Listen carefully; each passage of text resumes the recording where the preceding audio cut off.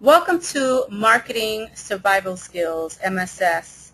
In this video, we're going to talk about how to define your why and execute your goals in business in 3 simple steps.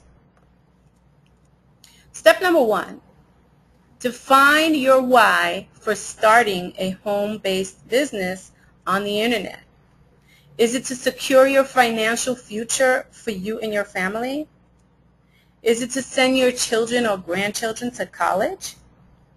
Is it to make a few extra $100 to pay off, a few bills that you have?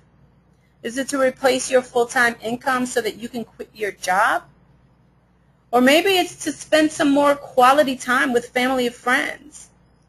Maybe you even want to retire yourself early in life to travel the world.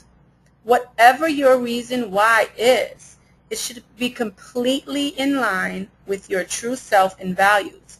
So take the time out, grab that piece of paper, that pad, or open up a notepad and save it to your computer. Whatever it is that you have to do, write down your why. Your why is so important. Your why has to be bigger than you. Okay, for example, my why is bigger than me. My why is my daughter. My why is my daughter's future. Okay, my grandchildren's future. I don't have grandchildren yet. My daughter's only 8 years old. But that's my why. That's my why. I'm thinking long-term here. My why is long-term.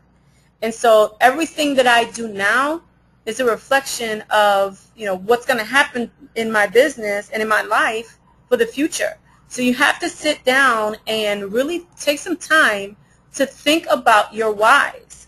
So as you can see here, I just listed a few examples. Secure your financial future for your family, send your children and grandchildren to college, make a few extra dollars a month to pay some bills. All of these are examples, and they can very well be your examples and your whys to why you want to start a home-based business on the internet. Okay? And these are some pretty fair questions. I think that we all can answer yes to these questions. So, if you want to use these questions, these samples, go ahead. But I strongly suggest that you sit down with yourself and write down your why. Step number 2, define the goals that you want to achieve in small, achievable chunks at a time. You don't want to overwhelm yourself with a whole bunch of goals that you're probably not ever going to get to. You want to get to big goals. Of course, we all do. But we want to start off small. We want to start off with small, achievable, little chunks at a time. So maybe these little chunks is like, for example, this one here. Earn $1,000 a month in 60 days. Okay? That's a small goal. We only have 60 days to accomplish this goal. So when you write down a goal, your next step is to figure out how you're going to make that happen. So in this example, I put, how many people do I need to recruit per week, per day, okay, to get to $1,000 a month in 60 days. So you need to sit down and write down your goals in small, achievable. They have to be achievable, okay? Because if you set, that you want to, I don't know, make $1 million in 60 days, well, guess what? That's not achievable. Nobody can achieve that in 60 days.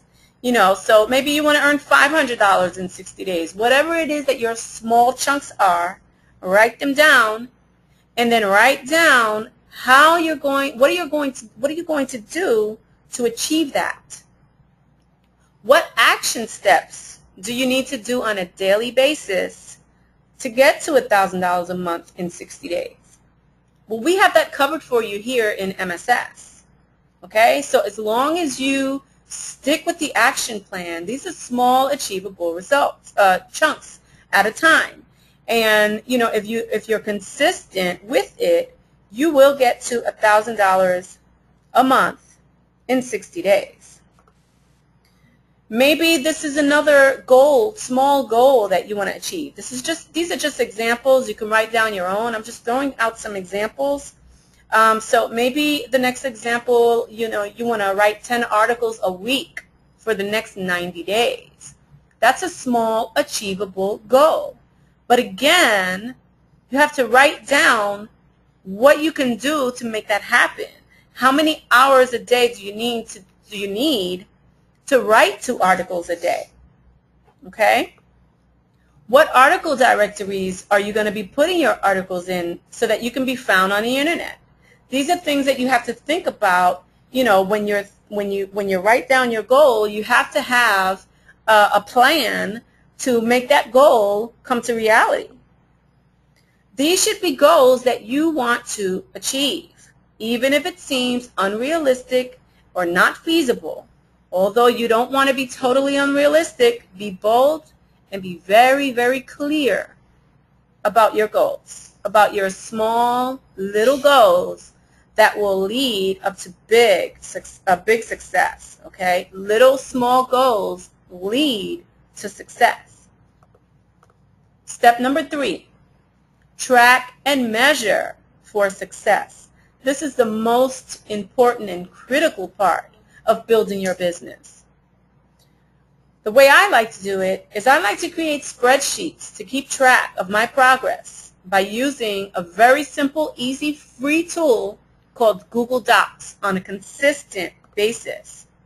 So why do I like to use Google Docs? Well, because it's easy to use and I don't have to walk around with my thumb drive in my purse or whatever. If I'm at a computer anywhere around the world, I can access my Google Docs. Okay, so it's easy to use and you can access your documents from any computer. Now here's what I want to show you really quickly. I want to show you an example of my spreadsheet. Okay, this is step number 3, tracking and measuring.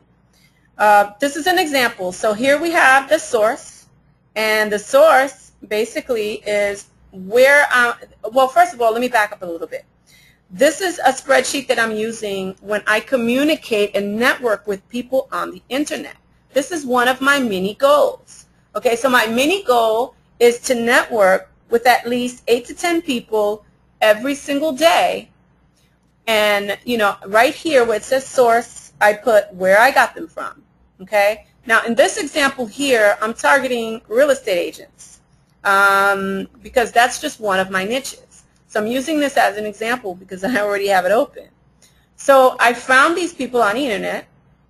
Okay, the prospect's name is, this is their name, the company that they're with, their address, street address, city, state, zip, their phone number. Now you may not be able to get all this information. So maybe you want to not use these columns. Maybe you just want to use that you found someone on Facebook. Okay? And their name is John Doe. Let me make my screen a little bigger so you can see it. Okay, let me just scroll down just a little bit. Okay? Person's name is John Doe. You can skip all of this. If you can find their phone number, you can absolutely find their phone number on Facebook. If you feel comfortable calling just to say hello, go ahead. Put their number there. Most likely you can find their email address. Maybe you don't want to spam. Do not spam. Do not ever spam. Maybe you chatted with somebody on Facebook. We have chat scripts that you can use here at MSS. Okay? After you've communicated a few times with these people, and maybe you even picked up the phone just to say hello after chatting a few times, you don't want to pick up the phone the very first time. You want to pick up the phone after you've chatted with them a few times, or after they have attended one of our events. And we're going to get a little bit later on into your training, you're going to learn how to do this. So don't worry about that right now. Get their phone number and email address, and well, you don't have to worry about any of these things here because this is what I do for my business. But like maybe, week 1, maybe it's I communicated with them, right? So let's see, we talked on the phone, or maybe even we chatted. You're going to start off with chatting. So we chatted on Facebook, and we talked about golf. I don't know. I'm just making this up. But just put your notes here, what you talked about. So this is what happened in week 1. Next week, you want to follow up with an email or a video email if you have capability of doing that. And then here you can put, I sent email regarding whatever. Okay, whatever it is that you sent an email about. No spamming. We don't want to spam them. Maybe you want to send them an invitation in the email, and you can do this on Facebook as well, which you should be with your prospecting scripts.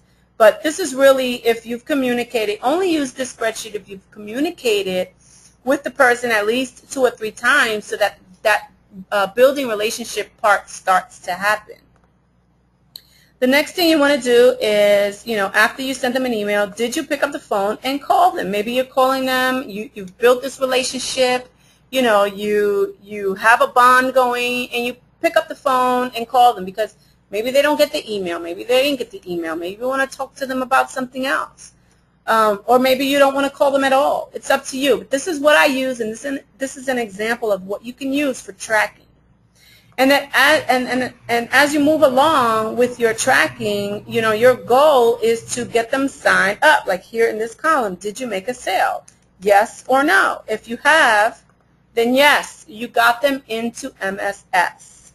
Okay, you went through this whole process, even if it takes a whole month to do, but this is your tracking to get them into MSS.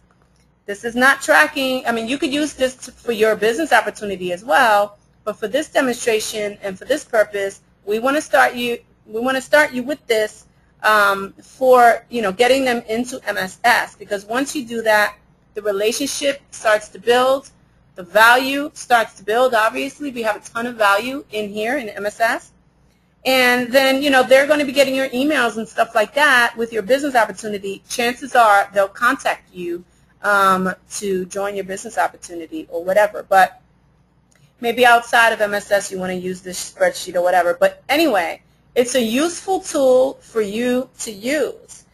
So that's what I mean about tracking and measuring. And maybe later on I'll do another training on how to do this. Maybe we'll do a live training on how to do that. So that's basically what it is. Okay, so we have our 3 steps here. We have step number 1. Define your why for starting a home-based business on the internet. Step number 2, define the goals that you want to achieve in small, achievable chunks at a time. We talked about that. And step number 3, track and measure for success. Create that spreadsheet when you're communicating and building relationships with people so that you can go back to that spreadsheet. You're going to be dealing with a lot of people. So get that spreadsheet, use it on a consistent basis, and track everyone that you're communicating with and building relationships with so that this way when you chat with them again, you can refer back to your spreadsheet and say, okay, this is what we talked about the last time we spoke. This is the last time we spoke. You can put dates on it, whatever you want to put on there. Create a tracking system and measure it for success. Okay, and so there you have it. And we'll see you on the next video. Take care.